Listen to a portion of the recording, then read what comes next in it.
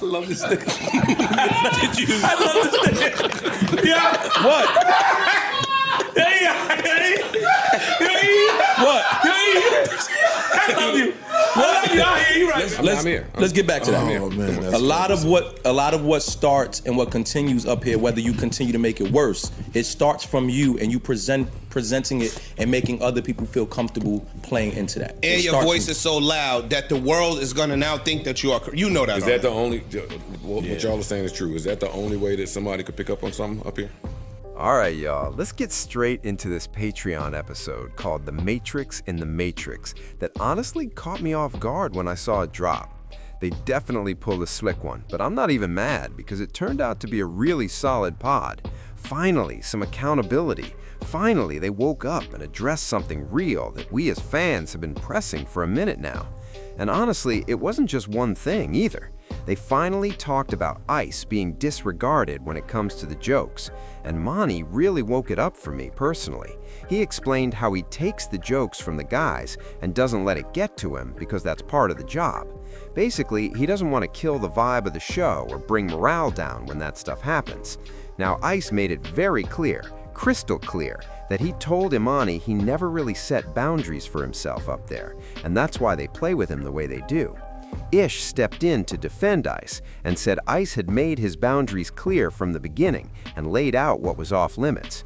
Basically, when it comes to Freeze, he told them from day one, don't play with X, Y, and Z, period.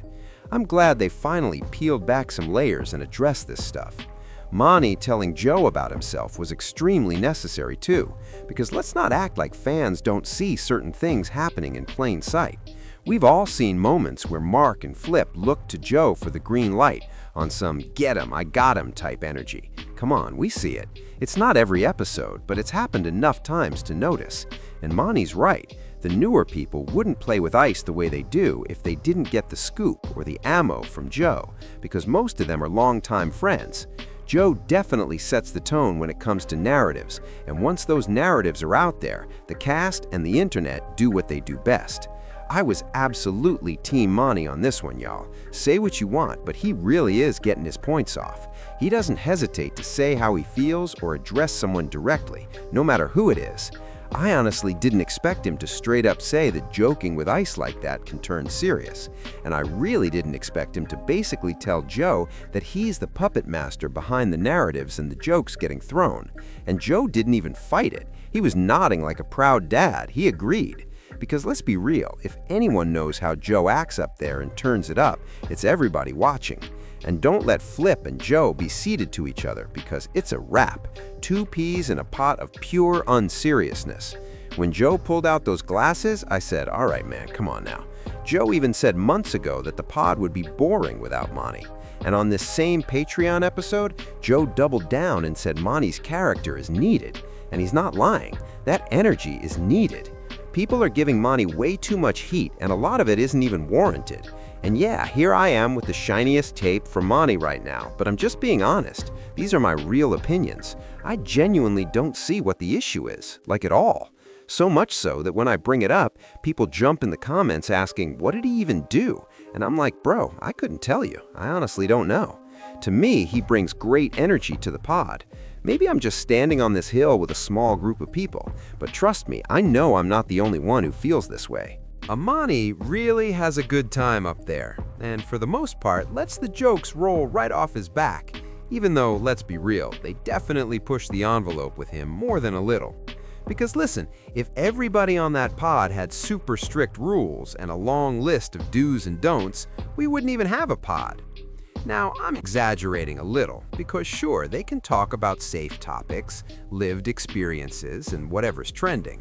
But like I've said before, those blast from the past stories and random story time moments are what really make the pod special. Being able to pull a remember when out of thin air and turn it into a whole moment, especially when it's Joe and Ish going back and forth, come on now. If everybody were buttoned up and stiff, those moments wouldn't exist. I'm not saying they should be reckless or cross every boundary imaginable, but the gig is the gig, and everybody knew what kind of show this was from the jump, or they learned very quickly if they didn't. All in all, this was a really strong episode. I'm genuinely glad this topic came up. What a way to end the year, and I mean that in the best way. Moving forward, they really should address what they see happening, especially when it starts turning into a pattern, because we've been seeing this. We've seen it, but hearing them actually talk about it on the pod, hold up, I couldn't believe it. I was like, oh, they're waking it up. They are really waking it up. But of course, it wouldn't be the GBP without a little splash of chaos, organized or not. So let's get into a few quick hits. First one. Flip probably pushed his invite to Ish's house back another 20 years because the way he blew up the spot about shade room business at Joe's crib was wild, like wild work. I already know Ish was sitting there like, yeah, he's never coming to my house with that chatty-patty energy. Second quick hit. Imani popped up as a guest on 8 at the Table. I actually love seeing the crew do other pods. It lets them relax and show a different side in a cool way, and I like that they're selective about where they show up, too. And lastly, Joe asked the gang what song they consider perfect. And that question low-key cooked me, because I'm super eclectic, so way too many answers popped into my head. What's a song you consider perfection, like a true one of one? Let me know if you made it this far. And as always, drop your key takeaways in the comments if you're rocking with the content. Don't forget to like, comment, and subscribe. Until next time, y'all. Bye.